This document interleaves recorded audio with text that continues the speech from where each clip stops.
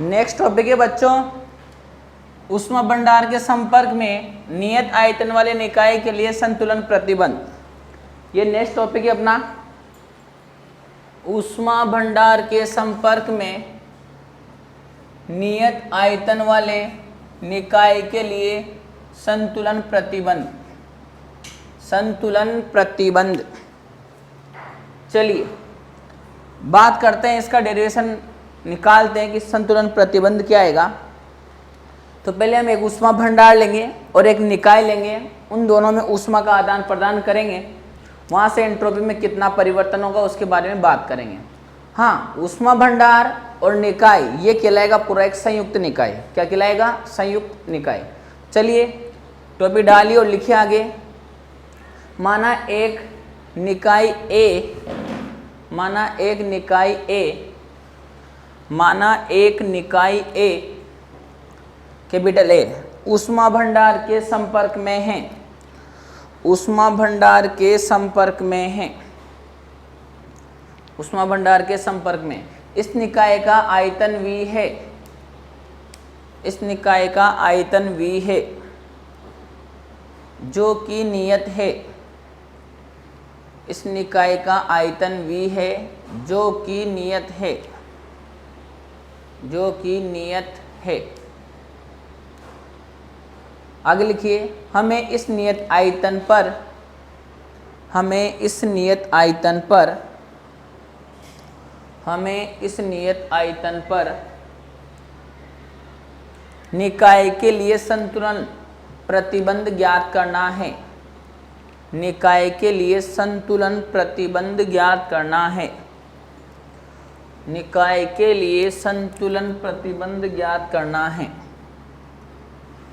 निकाय के लिए संतुलन प्रतिबंध ज्ञात करना है। ये रहा बच्चों ऊष्मा भंडार। ठीक है, थोड़ा ध्यान से देखिए। ताप है सर इसका T डैश और इसकी एंट्रोपी है सर S डैश। यह है निकाय A। इसको हमने थोड़ा, मैं इसको ऐसे बना दूं,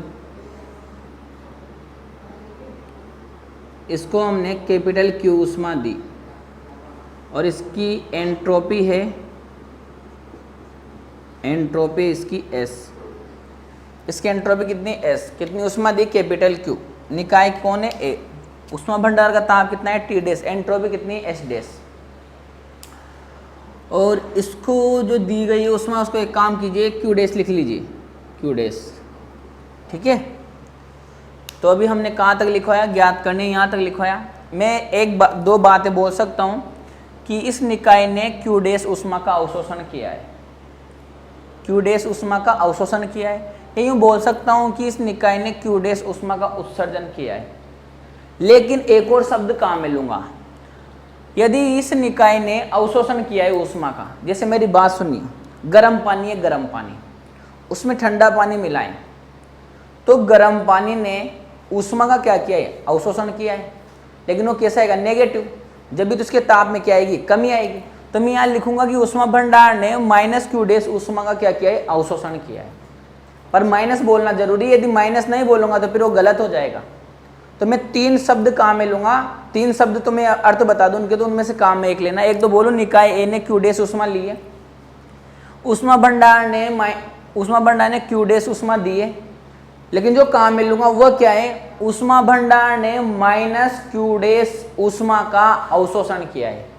माइनस का मतलब उसकी जो ऊष्मा उससे ली गई है, उसको दी गई है, उसके कारण उसके ताप में ऊष्मा में क्या हुई है? परिवर्तन हुआ, यानी कि कमी हुई है। तो आगे लिखिए, आप प्रतिबंध ज्ञात करना है, ये फोटो साइड में बना लीजिए और आगे लिखिए, माना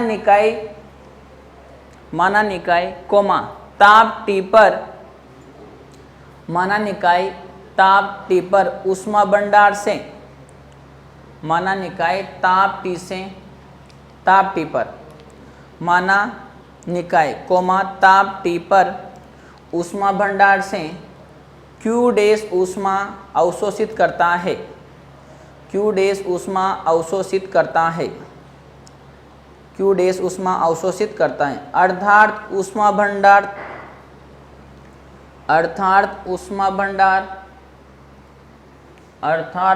भंडार, कोमा ताप T डैश पर, अर्थात ऊष्मा भंडार ताप T डैश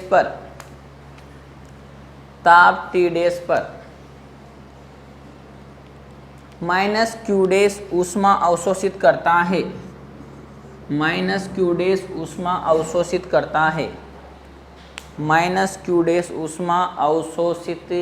है, आगे लिखिए, अतः ऊष्मा भंडार की एंट्रोपी में परिवर्तन, ऊष्मा भंडार की एंट्रोपी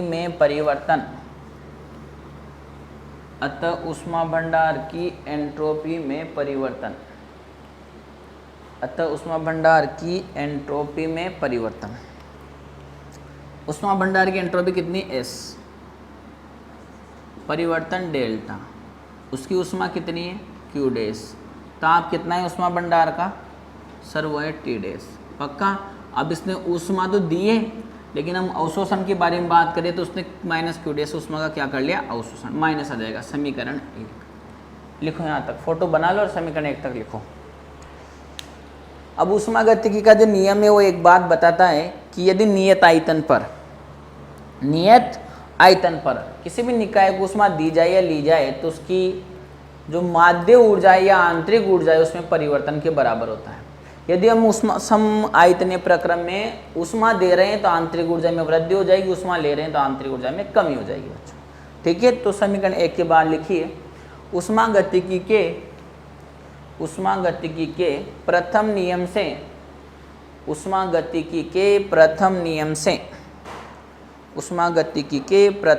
से नियत आयतन वाले निकाय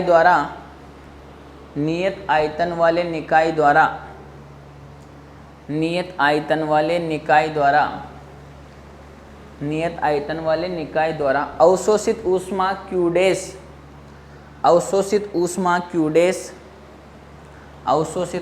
Q डैश निकाय की माध्य आंतरिक ऊर्जा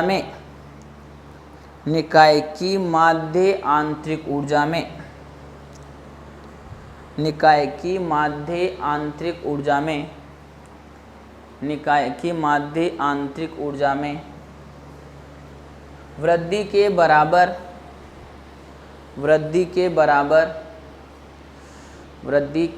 बराबर होती है,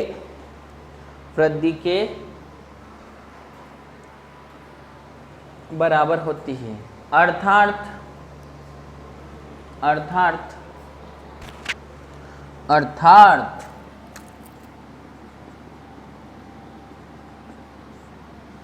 निकाय ने तो कितने ली, Q डैश, और उसकी आंतरिक ऊर्जा मान ली मैंने E बार, वैसे U से लिखते लेकिन यहाँ E दे रखा है तो E बार लिख लिया, कोई दिक्कत वाली बात नहीं। हम बोल रहे हैं कि आंतरिक ऊर्जा है, और ये माध्य तो ये हो गई, और आंतरिक ऊर्जा में परिवर्तन कौन बताएगा, डेल्टा।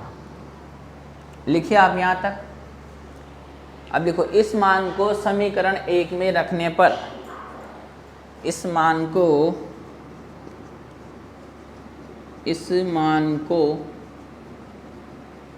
समीकरण 1 में रखने पर, समीकरण 1 में रखोगे तो क्या मिलेगा, डेल्टा S डैश बराबर माइनस डेल्टा E बार बटे T डैश, समीकरण 2।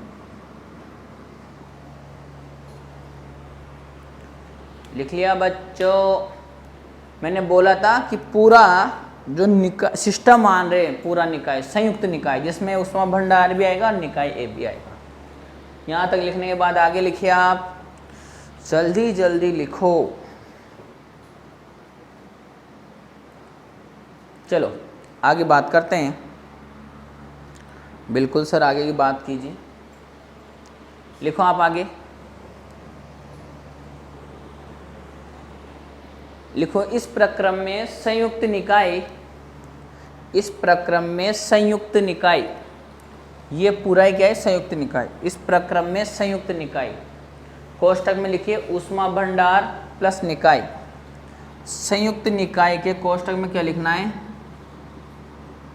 ऊष्मा भंडार प्लस निकाय ए, संयुक्त निकाय क्वेश्चन में ऊष्मा भंडार प्लस निकाय ए की एंट्रोपी में परिवर्तन, की एंट्रोपी में परिवर्तन, की एंट्रोपी में परिवर्तन। मैं आपके सामने डेरिवेशन के एक एक चीज खोल खोल कर बता दूंगा, ध्यान से समझिए बस इसको। क्या लिखा है मैंने, जो संयुक्त निकाय है क्या मान रखा है हमने, ऊष्मा भंडार प्लस निकाय ए की एंट्रोपी में परिवर्तन। अब पहले तो टोटल एंट्रोपी मान लेते हैं हम कितनी, ये मान ली मैंने एस स्टार बराबर इसकी तो कितनी है एस और ये कितनी एस डैश। अब क्या करते बच्चे, इसे परिवर्तन कर दो, तो डेल्टा एस स्टार बराबर delta S plus delta S dash आ गया। हाँ सर, फिर हमने नाम दे दिया था उसको, ऐसे बोल दे डेल्टा एस डैश का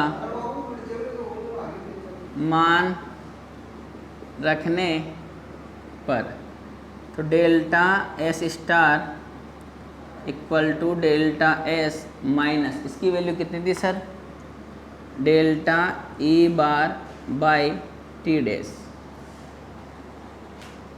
अब सर हम इसी में आगे बढ़े तो ध्यान से समझिएगा, इधर ध्यान से सुनते जाओ।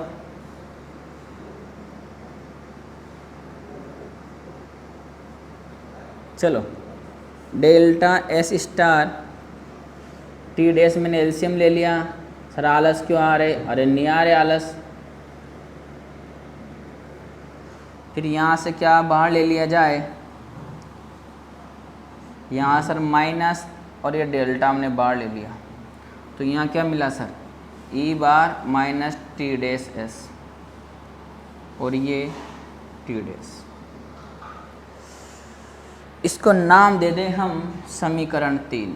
दो तो वो आ गई थी, कौन सी वाली सर, इसकी डेल्टा एस डैश बराबर आया था minus delta E bar by T dash, वो समीकरण 2 थी। समीकरण 3 तक आ गए आप, बिल्कुल सर। तो समीकरण 3 के बाद लिखिए, समीकरण 3 के बाद लिखिए आप बच्चों, लिखो यहाँ टी डैश ऊष्मा भंडार का ताप है, यहाँ टी डैश ऊष्मा भंडार का ताप है, यहाँ टी डैश ऊष्मा भंडार का ताप है, जो नियत है, जो नियत है, जो नियत है। पक्का, हाँ।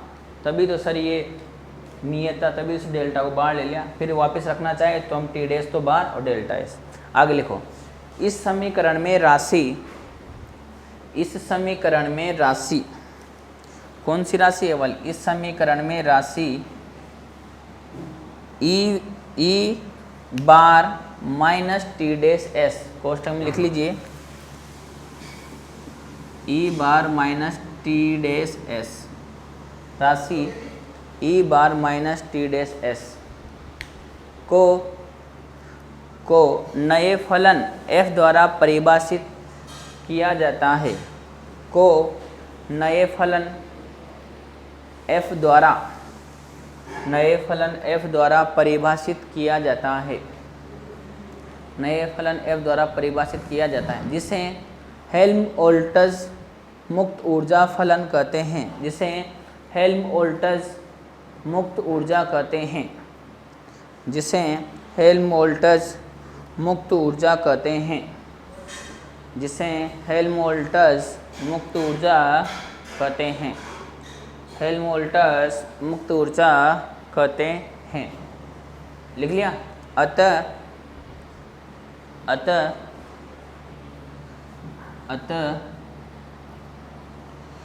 इधर देखो आप, इस राशि को क्या नाम दे दिया हमने, अतः f बराबर ई बार माइनस टी डैश एस, समीकरण 4, समीकरण 3 व समीकरण 4 से तो ये क्या बनेगा, डेल्टा एस स्टार बराबर, इसकी वैल्यू यहाँ रखोगे तो माइनस डेल्टा एफ बटे टी डैश।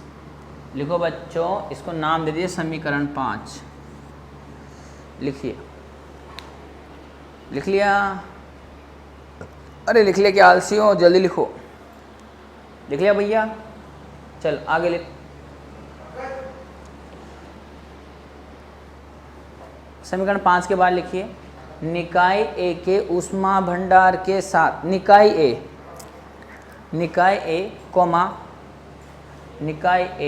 कोमा ऊष्मा भंडार के साथ संतुलन में होने के लिए, निकाय ए ऊष्मा भंडार के साथ संतुलन में होने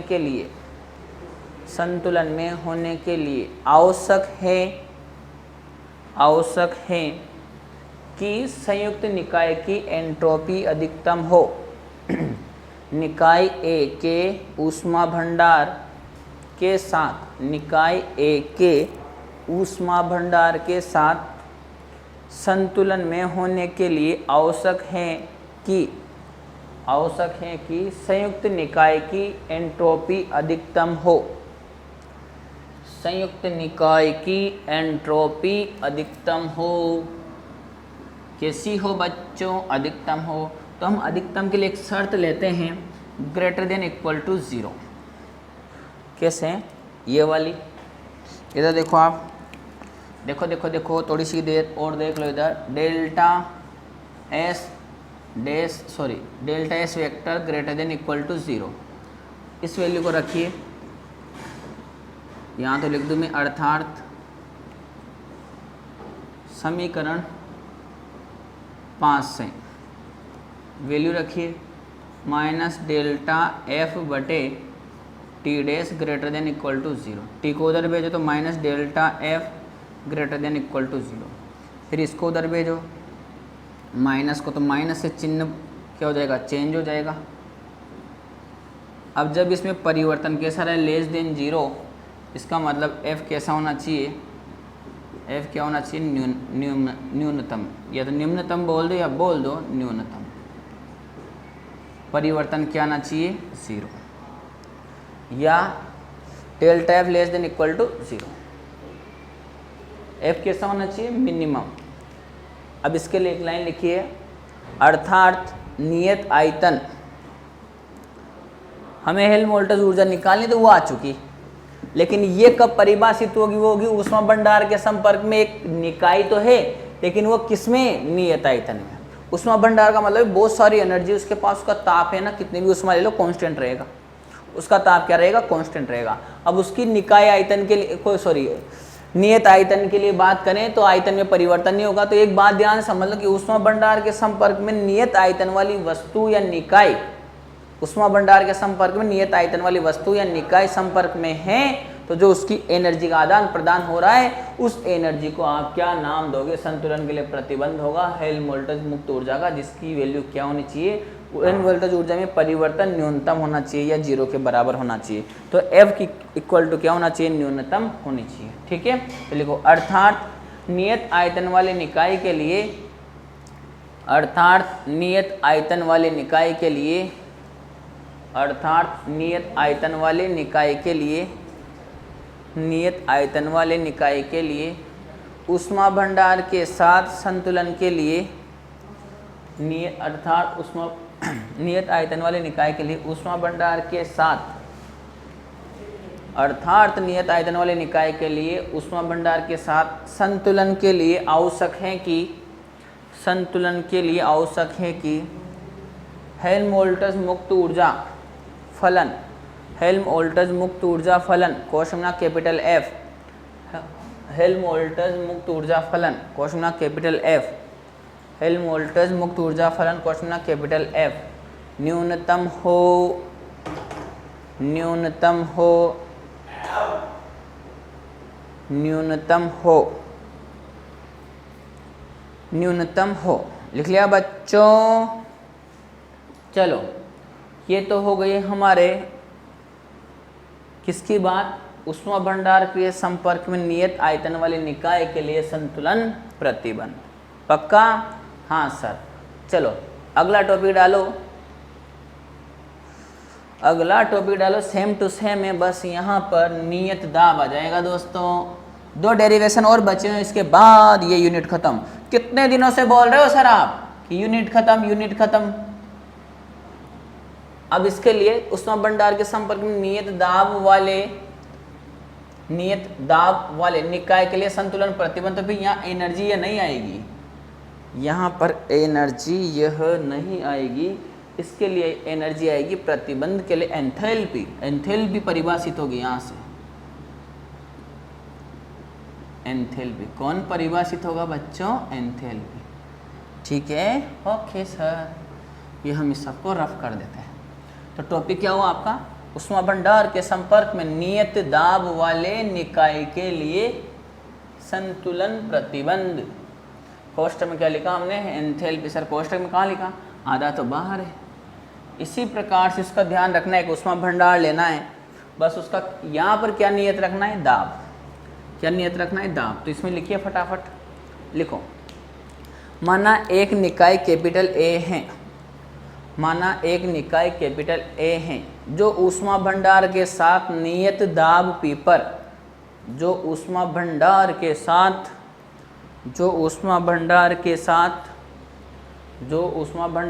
नियत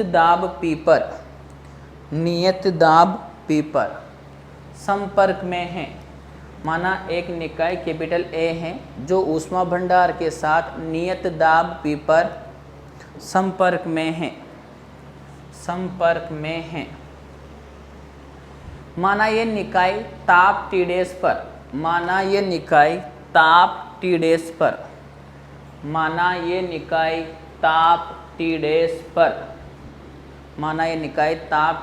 पर ऊष्मा भंडार से Q' ऊष्मा ग्रहण करता है। ऊष्मा भंडार से Q' ऊष्मा ग्रहण करता है।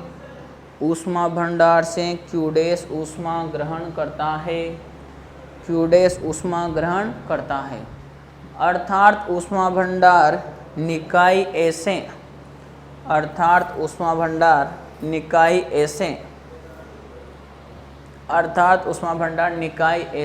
माइनस Q' ऊष्मा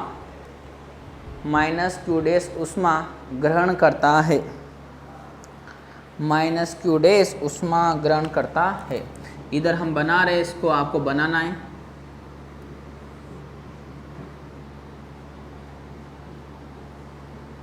ये कौन है? ये है ऊष्मा भंडार।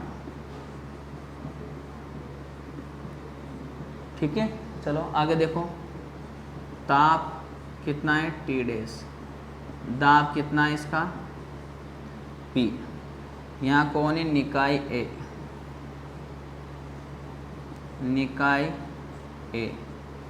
इसमें कितनी ऊष्मा दी इसने? Q'।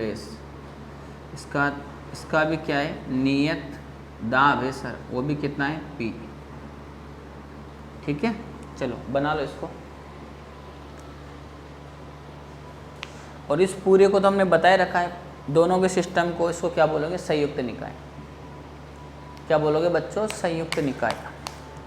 लिखो, थोड़ा जल्दी लिखो। हमने पहले बताया Q' के अर्थ कैसे बताया कि ऊष्मा भंडार से तो Q' ऊष्मा ली गई है, तो इसने तो अवशोषित की, इसने उत्सर्जित की, लेकिन मैं इसके माइनस लगा दूँ कि माइनस Q' ऊष्मा वो किसके लिए आएगा? फिर वो ऊष्मा भंडार के लिए आएगा बच्चों। किसके लिए आएगा? ऊष्मा भंडार के लिए आएगा। कैसे? वो क्या बोलोगे कि ऊष्मा भंडार ने माइनस Q' ऊष्मा का क्या किया? अवशोषण। क्या किया? अवशोषण। वो एक 2 बातें हैं। मान लीजिए एक पानी गर्म कर रखा है हमने 70 डिग्री सेल्सियस पर, और एक पानी है जो थोड़ा ठंडा है 40 डिग्री सेल्सियस पर। दोनों को मिलाओगे तो आप बोलोगे 70 डिग्री सेल्सियस वाले पानी ने 40 डिग्री सेल्सियस वाले पानी को ऊष्मा दी। तो 40 डिग्री सेल्सियस पानी ने तो ऊष्मा ग्रहण की, और 70 डिग्री सेल्सियस वाले पानी ने ऊष्मा का उत्सर्जन किया। लेकिन मैं उल्टा भी बोल सकता हूँ, क्या कि जो Q ऊष्मा 40 डिग्री सेल्सियस से 70 डिग्री सेल्सियस से 40 डिग्री सेल्सियस की ओर गई है, उसको हम उल्टा विपरीत दिशा में ले दे तो वो फिर माइनस आ जाएगा। क्या आ जाएगा? माइनस। यानी कि इधर से इधर उष्मा आ रही है तो इसने उत्सर्जित तो कितने की क्यू डैश। अब इसको बोल के ये कितनी अवशोषित कर रहा है तो माइनस क्यू डैश। तो लिखो इसमें उष्मा ग्रहण करता है, यहाँ तक लिख लिया था, अगली लाइन से लिखो अतः उष्मा भंडार की एंट्रोपी में परिवर्तन। अतः उष्मा भंडार की एंट्रोपी में परिवर्तन। अतः उष्मा भंडार की एंट्रोपी में परिवर्तन। उष्मा भंडार की एंट्रोपी में परिवर्तन। यहाँ ताप टी डैश है, ये ध्यान रखना आप बच्चों। ताप कितना है? T dash. ओके चलो। अतः उष्मा भंडार की एंट्रोपी में परिवर्तन लिख लिया। इसको नाम दीजिए इक्वेशन नंबर 1। फिर अगली लाइन से लिखिए उष्मा गतिकी के प्रथम नियम से। वैसा ही डेरिवेशन है जैसा पहले था। उष्मा गतिकी के प्रथम नियम से बात करते हैं। उष्मा गतिकी के प्रथम नियम से तो क्या होता है सर? वह क्यू डैश बराबर माध्य ऊर्जा की बात कर लें तो माध्य ऊर्जा ये आंतरिक ऊर्जा में परिवर्तन प्लस पी डेल्टा वी। चूँकि पी कैसा है? नियत है। पी तो क्या है बच्चों? नियत। तो मैं इस पूरे को क्या लिख दूंगा? Q dash equal to delta बाहर ई माध्य प्लस पी वी। आ गया सर? हाँ सर। इसको नाम दीजिए समीकरण 2 और उठा के पटाके उसमें। अभी यहाँ तक तो लिखिए, फिर आगे की बात करते हैं। चलो समीकरण 2 के बाद लिखिए आप यहाँ राशि ये माध्य ऊर्जा है, बाहर नहीं लगाओगे तब भी कोई दिक्कत नहीं है, ठीक है। यहाँ राशि, फिर कौन सी राशि? ये वाली ई बार प्लस पी वी। यहाँ राशि ई बार प्लस पी वी को एक नए फलन द्वारा व्यक्त कर सकते हैं। जिसे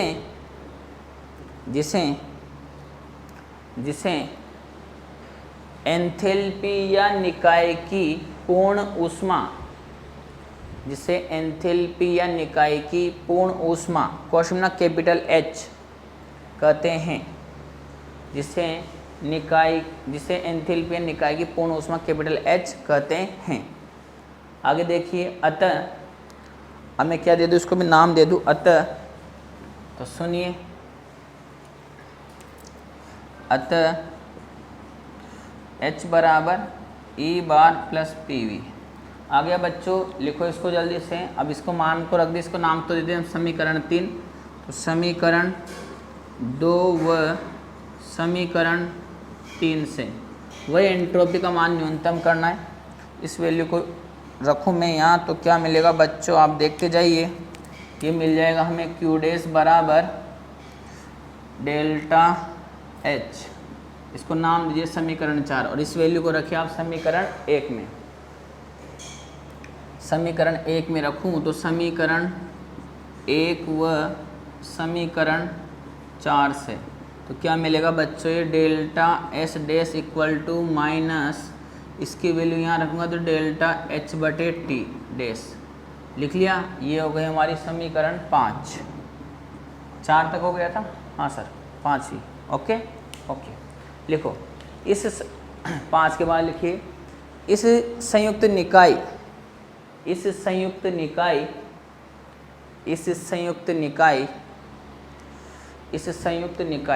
कोष्ठक में ना उष्मा भंडार प्लस निकाय ए। इस संयुक्त निकाय कोष्ठक में उष्मा भंडार प्लस निकाय ए कोष्ठक बंद की एंट्रोपी में परिवर्तन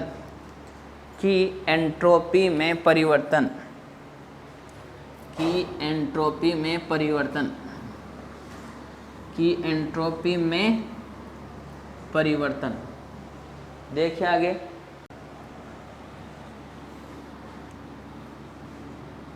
डेल्टा एस स्टार, पहले तो मैं एंट्रोपी लिख देता हूँ। एस स्टार संयुक्त निकाय की, एस किसकी थी अपने, यहाँ लिख सकता हूँ मैं इसको एंट्रोपी, इसकी तो एस डैश और इसकी एंट्रोपी है बच्चों एस, तो एस प्लस एस डैश। इसमें परिवर्तन करें तो डेल्टा एस स्टार बराबर delta S plus delta S dash. समीकरण 5 से डेल्टा एस डैश का मान रखने पर, मान रखो बच्चों, तो इधर देखो का मान रखने पर तो क्या बनेगा, डेल्टा एस स्टार बराबर delta S minus delta H बटे टी डैश।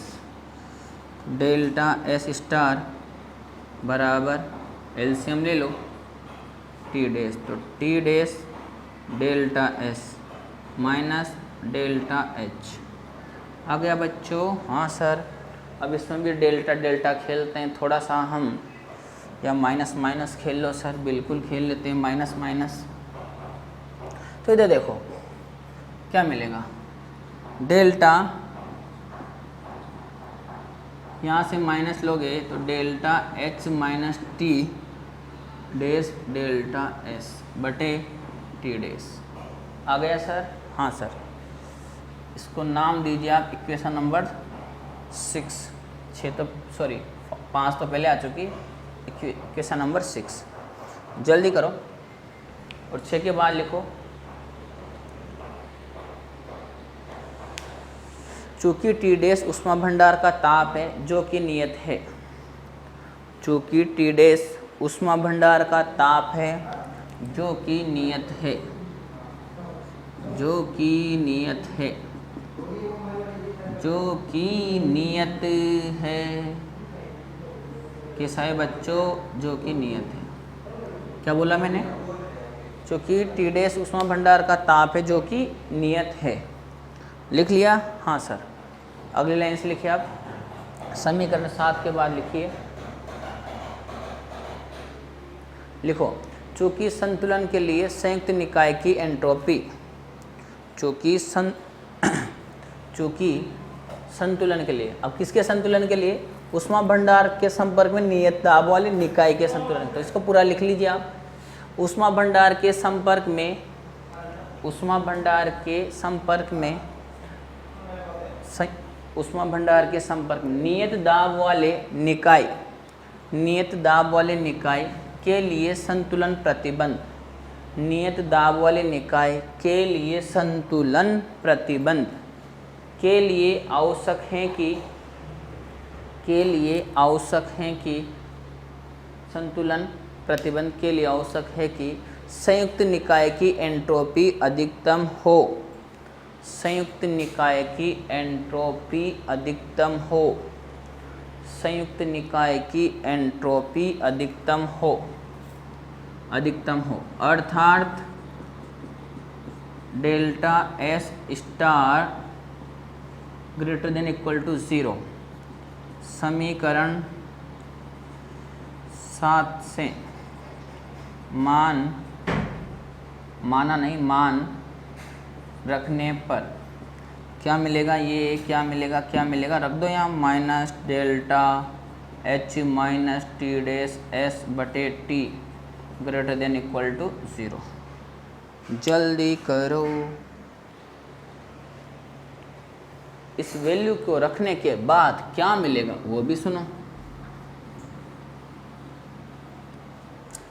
एक तो नई भौतिक राशि मिलती है हमेशा में, इस माइनस टी को तो पाकिस्तान ले चलो, सर ये लिया है Pakistan, H minus T dash S greater than equal to 0, minus को तो ले जाओ तो चिन्ह चेंज हो जाएगा, ये चिन्ह चेंज हो गया सर।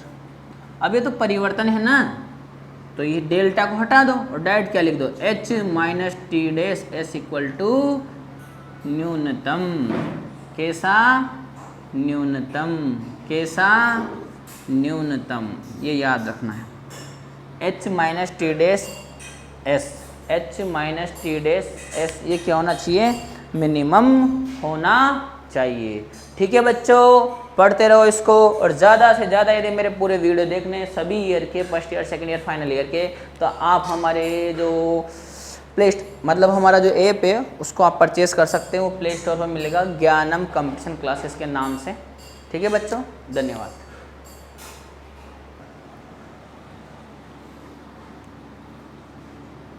डेल्टा एस स्टार, पहले तो मैं एंट्रोपी लिख देता हूँ, एस स्टार संयुक्त निकाय की, एस किसकी थी अपने, यहाँ लिख सकता हूँ मैं इसको,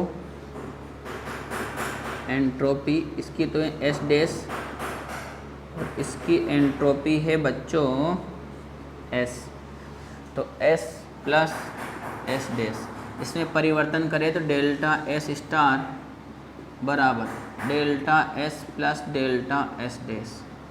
समीकरण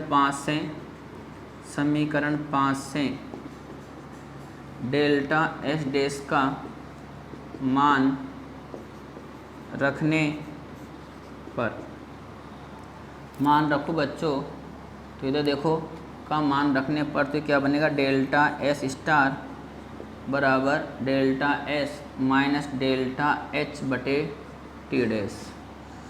डेल्टा एस स्टार बराबर एलसीएम ले लो टी डैश, तो T dash delta S minus delta H आ गया बच्चों। हाँ सर, अब इसमें भी डेल्टा डेल्टा खेलते हैं थोड़ा सा हम, या माइनस माइनस खेल लो सर, बिल्कुल खेल लेते हैं माइनस माइनस। तो इधर देखो क्या मिलेगा, डेल्टा यहाँ से माइनस लोगे तो delta H minus T dash delta S बटे टी डैश आ गया सर। हाँ सर, इसको नाम दीजिए आप इक्वेशन नंबर 6 तो सॉरी 5 तो पहले आ चुकी, इक्वेशन नंबर 6 जल्दी करो, और 6 के बाद लिखो, चूँकि टी डैश ऊष्मा भंडार का ताप है जो कि नियत है, चूँकि टी डैश ऊष्मा भंडार का ताप है जो कि नियत है, जो कि नियत है, जो कि नियत है, कैसा है बच्चों, जो कि नियत है, क्या बोला मैंने, चूँकि टी डैश ऊष्मा भंडार का ताप है जो कि नियत है, लिख लिया। हाँ सर, अगली लाइन से लिखिए आप, समीकरण 7 के बाद लिखिए, लिखो चूँकि संतुलन के लिए संयुक्त निकाय की एंट्रोपी, चूँकि संतुलन के लिए, अब किसके संतुलन के लिए, ऊष्मा भंडार के संपर्क में नियत दाब वाले निकाय के संतुलन, तो इसको पूरा लिख लीजिए आप, ऊष्मा भंडार के संपर्क में, ऊष्मा भंडार के संपर्क में, ऊष्मा भंडार के संपर्क में नियत दाब वाले निकाय, नियत दाब वाले निकाय के लिए संतुलन प्रतिबंध, नियत दाब वाले निकाय के लिए संतुलन प्रतिबंध के लिए आवश्यक है कि, के लिए आवश्यक है कि, संतुलन प्रतिबंध के लिए आवश्यक है कि संयुक्त निकाय की एंट्रोपी अधिकतम हो, संयुक्त निकाय की एंट्रोपी अधिकतम हो, संयुक्त निकाय की एंट्रोपी अधिकतम हो, अधिकतम हो, अर्थात delta S star greater than equal to 0। समीकरण 7 से मान रखने पर क्या मिलेगा, ये क्या मिलेगा, क्या मिलेगा, रख दो यहाँ, minus delta H minus T dash S बटे T greater than equal to 0। जल्दी करो, इस वैल्यू को रखने के बाद क्या मिलेगा वो भी सुनो। एक तो नई भौतिक राशि मिलती है हमेशा में, इस माइनस टी को तो पाकिस्तान ले चलो, सर लिया है Pakistan, H minus T dash S greater than equal to 0, minus को तो ले जाओ तो चिन्ह चेंज हो जाएगा, ये चिन्ह चेंज हो गया सर, अब ये तो परिवर्तन है ना, तो ये डेल्टा को हटा दो और डायरेक्ट क्या लिख दो, H minus T dash S equal to न्यूनतम, कैसा न्यूनतम, कैसा न्यूनतम, ये याद रखना है, H minus T dash S, H minus T dash S, ये क्या होना चाहिए, मिनिमम होना चाहिए। ठीक है बच्चों, पढ़ते रहो इसको, और ज़्यादा से ज़्यादा यदि मेरे पूरे वीडियो देखने सभी ईयर के, first year, second year, final year के, तो आप हमारे जो मतलब हमारा जो ऐप है उसको आप परचेज़ कर सकते हैं। वो प्ले स्टोर पर मिलेगा, ज्ञानम कंपटीशन क्लासेस के नाम से। ठीक है बच्चों, धन्यवाद।